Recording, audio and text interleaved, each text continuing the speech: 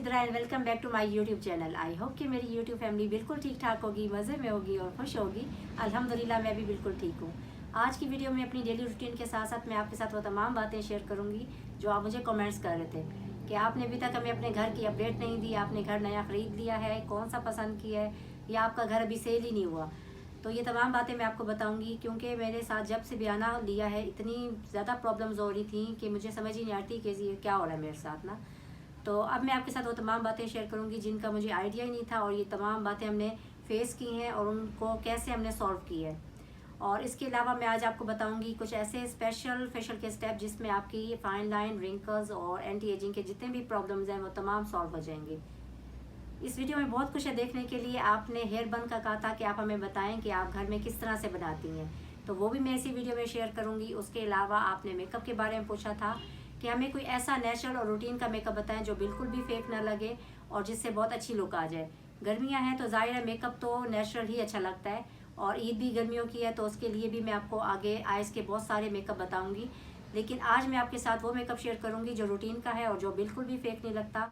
इस वीडियो में मैं आपको अपना डिटेल मेकअप बताऊंगी कि आप बहुत कम मेकअप के साथ अपना नेचुरल और रूटीन मेकअप कैसे कर सकते हैं और किस तरीके से आप उसको फाइन और अच्छी लुक दे सकते हैं।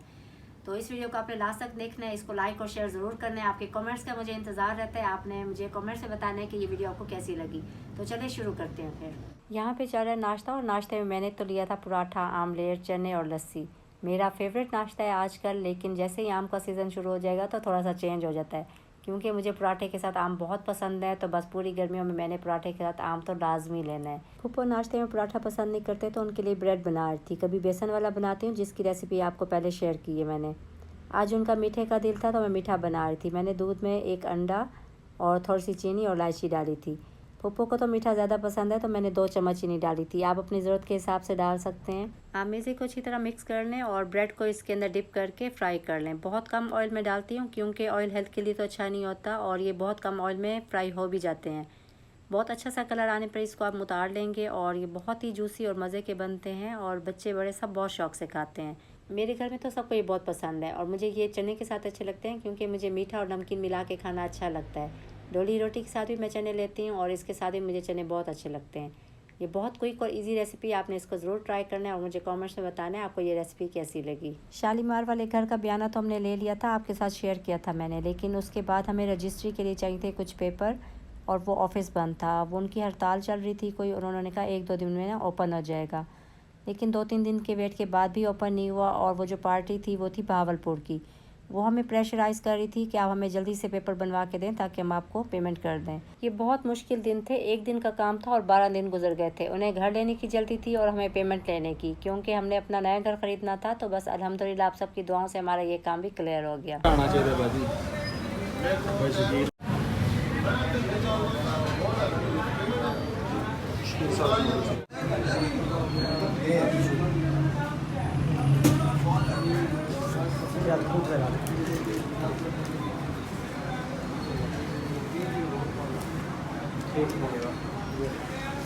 जब से हमने बयाना लिया था हर काम में रुकावट आ रही थी। पहले पेपर बनने में रुकावट हुई, उसके बाद वो बैंक में चालान भरना था तो वो बैंक में रुकावट आ गई, काम अगले दिन पे जा पड़ा। अगले दिन जाके जब ये काम कंप्लीट हुआ और हम रजिस्ट्री के लिए गए तो वहाँ लाइट चली गई।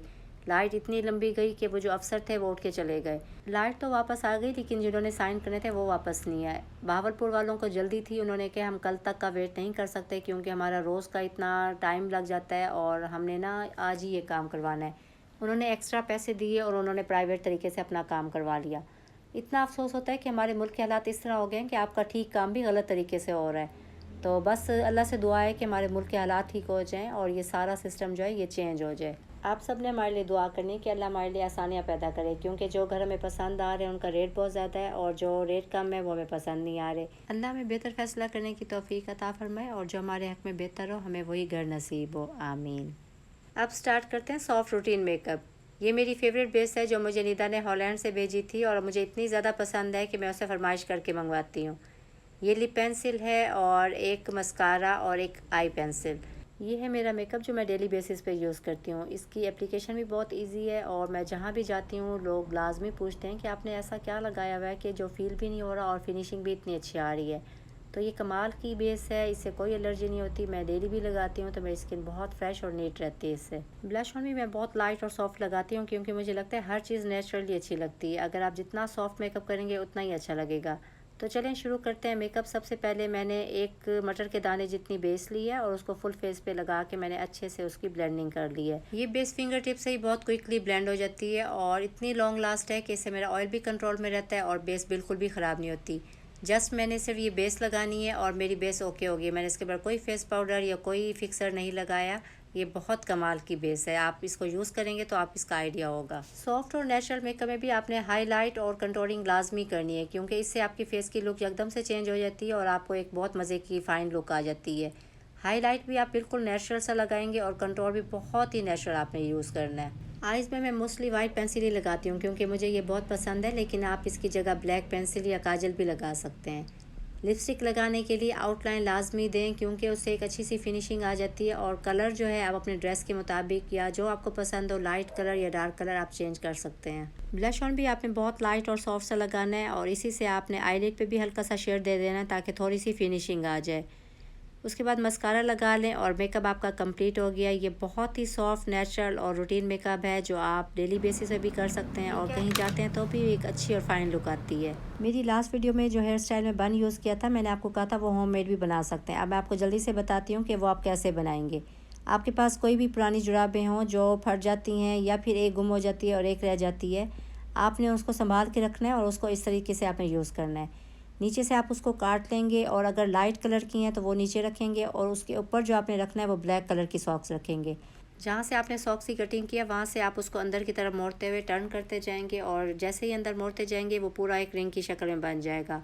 अगर आपके बाल हेल्दी हैं तो आपका एक रिंग भी बहुत है, लेकिन अगर आपके बाल लाइट हैं, क्योंकि इस तरह के बन हम लाइट हेयर्स के लिए ही बनाते हैं, तो मैं इसको 2 सॉक्स से ही बनाती हूँ। जो ब्लैक कलर होता है वो मैं ऊपर रख लेती हूँ और अगर कोई भी लाइट कलर का है तो उसको मैं नीचे रख लेती हूँ, क्योंकि नीचे वाला कलर तो वैसे ही नज़र नहीं आएगा, जो ऊपर नज़र आना है वो ब्लैक होना चाहिए। बस आपने इसकी फिनिशिंग अच्छी रखनी है और इसको बहुत अच्छे तरीके से फोल्ड करना है ताकि आपका हेयर स्टाइल भी उतना ही नीट बने। जितना रिंग आपका नीट होगा उतना ही हेयर स्टाइल नीट होगा। इस रिंग से और भी बहुत सारे स्टाइल बनते हैं जो मैं 1 बाय 1 आपसे शेयर करती रहूँगी। मुझे तो जितनी भी सॉक्स मिलती है मैं ये बन बना के रख लेती हूँ और आगे मेरे काम आते हैं। आपने भी ये रिंग बना के रखना है ताकि जो भी स्टाइल मैं बताऊँ आपको तो आप जल्दी से उसको रिपीट कर सकें। तो आपने मुझे कमेंट्स में बताना है कि किस किस ने रिंग तैयार कर लिए ताकि मैं आपको इसके हेयर स्टाइल बता सकूं। मैं भी रेडी हो गई हूँ और ये बन भी रेडी हो गया। तो अब चलते हैं किचन में और बनाते हैं आलू कीमा। आपने कमेंट्स में बताया था कि मेरी रेसिपी आपको अच्छी लग रही है और आप हमें लाजमी शेयर किया करें। आधा किलो चिकन का कीमा लिया था और ये बहुत जल्दी कुक हो जाता है, तो मसाला मैंने पहले ही डन कर लिया था। इसमें नमक, मिर्च और हल्दी डाली थी और जब उसका पानी ड्राई हो गया था तो फिर मैंने इसमें चिकन का कीमा डाल दिया था। 2 से 3 मिनट तक इसको पकाएंगे ताकि चिकन का जो पानी है वो ड्राई हो जाए। जैसे ही चिकन का पानी ड्राई होगा इसमें ऑयल डाल देंगे और ऑयल डाल के इसकी भुनाई करेंगे। ये बहुत जल्दी कुक हो जाता है तो इसको हम बहुत ज़्यादा नहीं पकाएंगे ताकि ये जूसी और मज़े का रहे। ऑयल डालने के बाद इसे 2 मिनट कुक करेंगे और फिर इसको कवर करके थोड़ी देर के लिए रख देंगे। इतनी देर में मैंने आलू कट कर लेने हैं और आलू मैंने छोटे साइज़ में क्यूब्स कट किए हैं। तो बस फिर इसके अंदर आलू मिक्स कर देंगे और इसको अच्छे से भुनाई करेंगे। आलू का और चिकन का बहुत अच्छा कॉम्बिनेशन बनता है। आप कीमा बना लें या फिर आलू चिकन बना लें। तो बस फिर इसके ऊपर आपने डालना है खुश्क धनिया, काली मिर्च और भुना हुआ पिसा हुआ ज़ीरा और थोड़ी सी कलवंजी और मेथरा मैं लाजमी डालती हूँ। एक तो सुन्नत है और दूसरा इसका फ्लेवर बहुत मज़े का बनता है। एक चुटकी डालूँगी, लेकिन डालूँगी ज़रूर। कलवंजी के इस्तेमाल से सुन्नत भी पूरी होती है, ये हेल्थ के लिए भी बहुत अच्छी है और इससे खानों का जायका भी मज़े का बन जाता है। आपने इसको अपने खानों में डालना है और मुझे कमेंट्स में बताना है आपको इसका जायका कैसा लगा। आलू कीमा तैयार हो गया था। सब्ज़ मिर्च और सब्ज़ धनिया डाल के मैंने आंच बंद कर दी थी और यहाँ पे मज़े का लंच हमारा रेडी हो गया था, क्योंकि ये भी सबको बहुत पसंद है और सब बहुत शौक़ से खाते हैं। अब मैं आपको बताऊंगी कि फाइन लाइंस, रिंकल्स और एंटी एजिंग को आप किस तरह से कंट्रोल कर सकते हैं। तो आपको पता है फेशियल तो आपकी स्किन केयर के लिए बहुत ज़रूरी है, लेकिन जब आप 30+ हो जाते हैं तो आपने अपना इस तरह से फेशियल करना है कि आपकी फाइन लाइंस, रिंकल्स और एंटी एजिंग का जो प्रोसेस है वक्त से पहले ही कंट्रोल में रह जाए। बेसिक फेशियल के स्टेप मैं आपको पहले बता चुकी हूँ। आज मैं आपको वो स्टेप बताऊंगी जिससे आपकी फाइन लाइंस कंट्रोल में हो जाएंगी। सबसे पहले आपने जॉ लाइन को शार्प करने के लिए चिन से शुरू करना है और उसको फोरहेड तक लेके आना है और हल्का सा प्रेस करना है। सेकंड स्टेप में आपने स्माइल लाइन को कम करने के लिए एक फिंगर को नोज़ के करीब रखना है और दूसरी फिंगर से आपने टर्न करते हुए बैक पे लेके जाना है। थर्ड स्टेप में आपने चिक्स की स्कल्पिंग के लिए अपने हैंड्स को फ्लैट रखना है और सॉफ्ट हैंड से ऊपर की तरफ लिफ्ट करना है। फोर्थ स्टेप में अपने फोरहेड की फाइन लाइंस को कम करने के लिए अपने हैंड्स को फ्लैट रखना है और ऊपर की तरफ लिफ्ट करना है। हर स्टेप को आपने 3 से 4 बार लाजमी अप्लाई करना है और बेसिक स्टेप तो आपको मैं पहले बता चुकी हूँ, आपने उस वीडियो को साथ देखना है। और हर राउंड के बाद आपने ये 4 स्टेप ऐड कर लेने, तो आपके फाइन लाइंस, रिंकल्स और एंटी एजिंग के जो भी प्रोसेस है उसको ये कंट्रोल कर लेगा और बहुत अच्छा और फाइन रिजल्ट देगा। वीडियो के लास्ट में आपको फेशियल का रिजल्ट दिखाऊंगी और मामा और भाभी के साथ गपशप चलती रही थी वो आपके साथ शेयर करूँगी। और इसके साथ ही मैं आपसे इजाज़त चाहती हूँ, बहुत जल्द मिलूँगी अपने नेक्स्ट व्लॉग में। वीडियो अच्छी लगी हो तो लाइक और शेयर कर दें मेरी फैमिली और फ्रेंड्स के साथ। मेरे चैनल पर फर्स्ट टाइम आए तो सब्सक्राइब कर लें ताकि मेरी तमाम वीडियोस आपको मिलती रहें।